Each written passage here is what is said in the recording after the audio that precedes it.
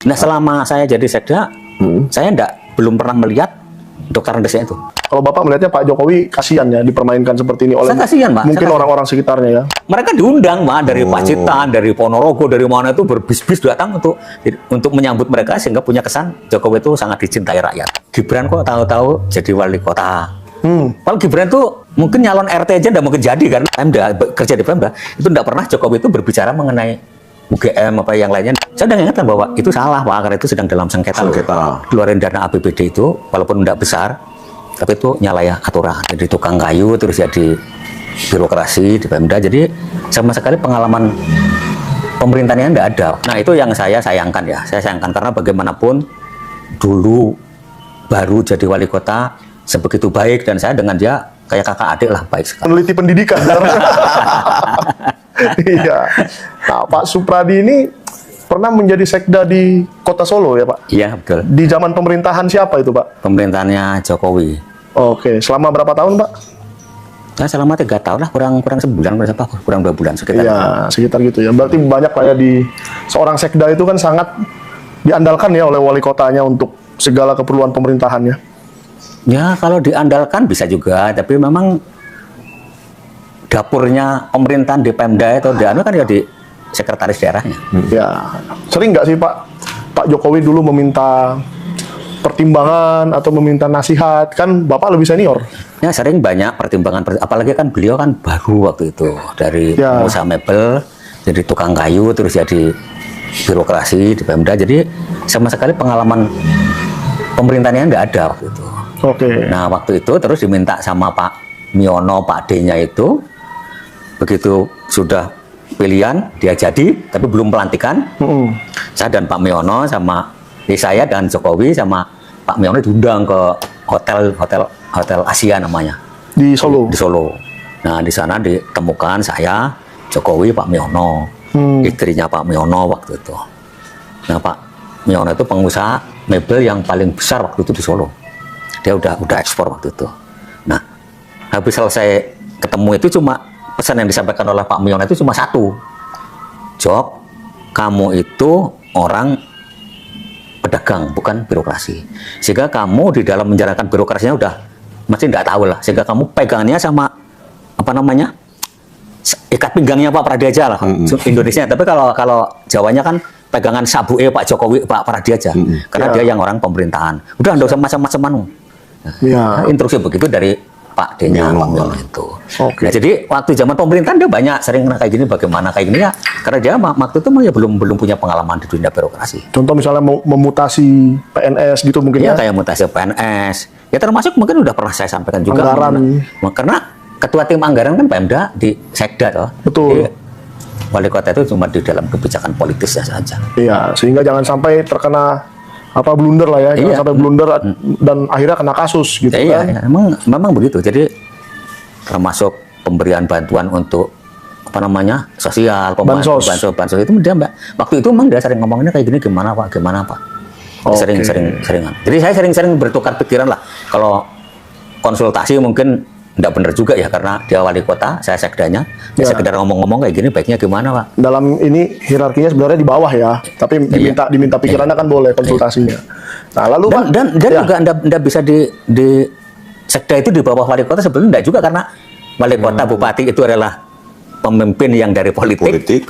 Yang anak buah birokrasi itu adalah induknya kan sekda. Sekda, oke. Nah, lalu Pak, setelah Pak Jokowi pindah dan mencalonkan diri ke Jakarta, pernah nggak, mungkin kan sering juga pulang ke Solo beliau kan, pernah nggak ketemu lagi sejak 2012 itu, atau lost contact sama sekali? Nah, itu yang saya sayangkan ya, karena bagaimanapun dulu baru jadi wali kota sebegitu baik, dan saya dengan dia kayak kakak adik lah, baik sekali. Ya. Nah, sayangnya setelah dia jadi gubernur, pernah ketemu sekali, terus jadi presiden, sama sekali tidak ketemu. Nah, itu yang saya tidak sesuai dengan dia itu, karena dia tuh kalau sudah kenal RT, kenal Pak RW, kenal Pak Lurah, itu yang di bawah yang pernah dikenal itu lupa dia, jadi seolah-olah bisa sendiri. Nah, itu yang saya sayangkan kadang-kadang Orang itu kan tidak bisa begitu, karena orang itu bisa jadi orang itu bisa jadi wali kota, bisa jadi gubernur, itu kan karena orang lain. Itu yang kadang-kadang saya ikut menyayangkan tuh, kenapa dia harus lupa dengan kulitnya gitu, kenapa lupa dengan teman lama, lupa dengan kawan-kawan yang di Solo dulu membantu karirnya ya. Ya, karena dulu waktu zaman dia jadi wali kota itu, waktu zaman kampanye itu yang kerja keras itu Pak FX Rudi, karena dia itu orang ketua partai, dia komunitasnya banyak. Betul. Jadi kemana-mana yang ngantar-ngantar kampanye waktu itu yang memperkenalkan Jokowi ya Pak Rudi itu. Pak Rudi. Iya, karena Jokowi tidak ada orang yang kenal Jokowi waktu itu. Ya, dan tidak pernah berpartai sebelumnya ya. Iya, tidak pernah. Jadi dia tahunya cuma mebel-mebel aja. Ya, setahu saya dari Pak Usman, salah satu narasumber saya sebelum ini, juga memang Pak Jokowi itu tergabung di salah satu asosiasi pengusaha mebel. Iya, Asmindo namanya. Iya, Asmindo. Meskipun beliau katanya juga diam-diam di pojokan biasanya, nggak terlalu menjadi pemimpin lah kalau di rapat gitu loh. Ya memang waktu itu secara kebetulan kan waktu masih dolar boom naik itu tuh, nah Jokowi itu menikmati sukses di sana. Waktu jadi Asmindo pun sebenarnya kan pemain benerannya kan ada namanya Rujito, ada namanya Slamet Raharjo, itu sebenarnya orang yang pinter-pinternya di Asmindo, tapi karena Jokowi waktu itu ya duitnya banyak sehingga jadi ketuanya Jokowi, tapi formalitas yang pelakunya ya mereka-mereka di bawahnya. Oke, jadi keahlian dari berbisnisnya itu lebih ke toko-toko yang tadi Bapak sebutkan ya? Iya, karena memang dia pinternya ya di bikin mebelnya itu, bikin mebelnya itulah. Tapi organisasinya sama sekali tidak menguasai ini, tidak menguasai. Lalu Pak, kalau mengingat-ingat nih dari waktu Pak Jokowi menjadi wali kota, pernah nggak Bapak ikuti yang kunjungan Pak Jokowi ke Sritex? Yang di pabrik itu kan ramai sekali.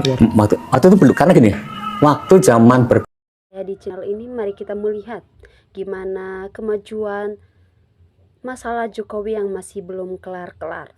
Siapa Jokowi, dibelain beraknya, dijagain termolnya.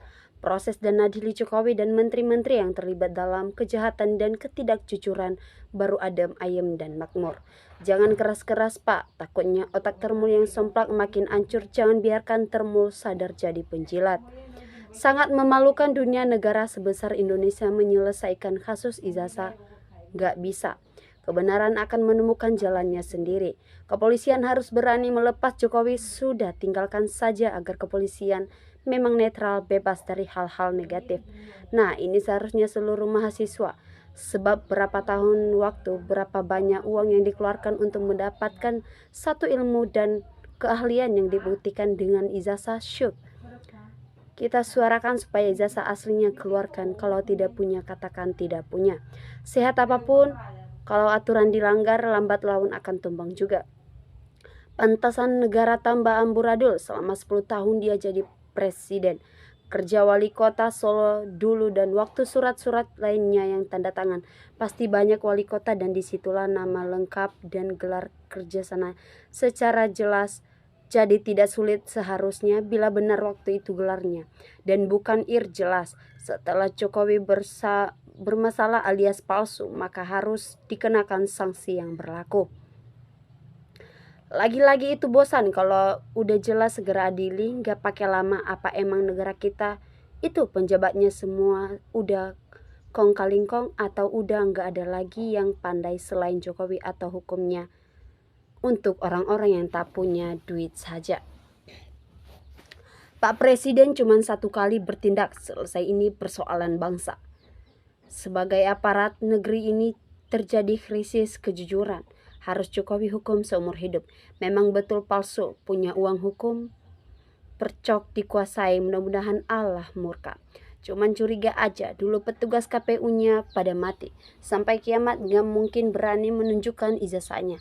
Hai, para penegak hukum di negeri ini, di mana keadilan kalian, maka gaji dari rakyat bukan dari termul pribadi, sadarlah. Ingat, berhentilah khianat, segera bertobat. Sebelum sekarat, hidup ini hanya sekejap, tidak lama lagi pindah ke kampung akhirat. Jokowi kuasa tak mungkin tunjukkan ijazah asli, memang tak punya. Dia mengulur waktu untuk mencari celah. Mau ngaku dah terlambat, kepala basah ngaku remuk dan ngaku ancur. Rakyat sendiri yang harus bergerak. Salut kepada Pak Sekda Kota Solo di zaman Jokowi. Terima kasih infonya Pak.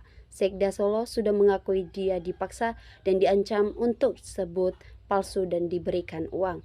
Termu Jokowi tidak punya ijazah, adanya ijazah. Sekali lagi ijazah.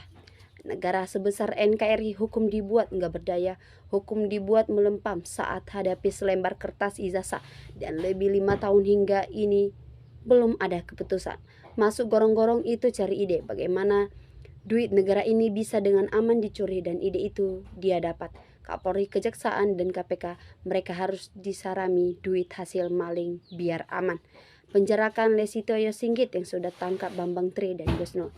Diperlukan kelegowoan karena kebohongan akan ditutupi dan kebohongan dan terus-menerus dari sebiji sawi. Kebohongan akhirnya jadi sebesar ini.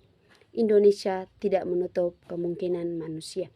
Indonesia ini ingin dihancurkan oleh suatu organisasi kemungkinan PKI melalui oligarki agar dapat tercapai, maka dengan segala macam cara mencari seseorang untuk dapat dijadikan pemimpin negara.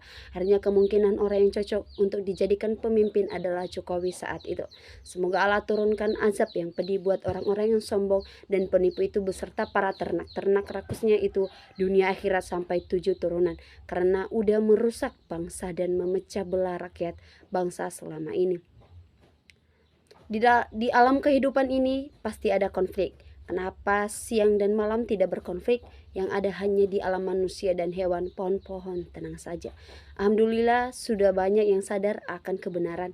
Kalau semua sudah jelas, tunggu apalagi, tunggu mati. Semoga termu-termu cepat bertobat. Tobat artinya berdamai Allah dengan sesama dan dengan lingkungan. Janganlah termu-termu seperti Andi Aswar berbuat dosa dengan bersaksi dusta. Dosa artinya menjauhkan diri dengan Tuhan. Katakanlah berdamai dengan Tuhan, dengan sesama manusia, dan alam lingkungan sekitar kita. Telmo yang sudah makan nasi berkat langsung sadar. Pada insaf yang kemarin-kemarin makan nasi sate jamu. Instansi lulusnya Jokowi menjelaskan jasa asli. Lalu baiknya gak usah diperpanjang lagi, jasa asli dikeluarkan UGM. Gak usah repot-repot, siapapun tidak berhak mengatakan atau mengomentari apapun. Titik.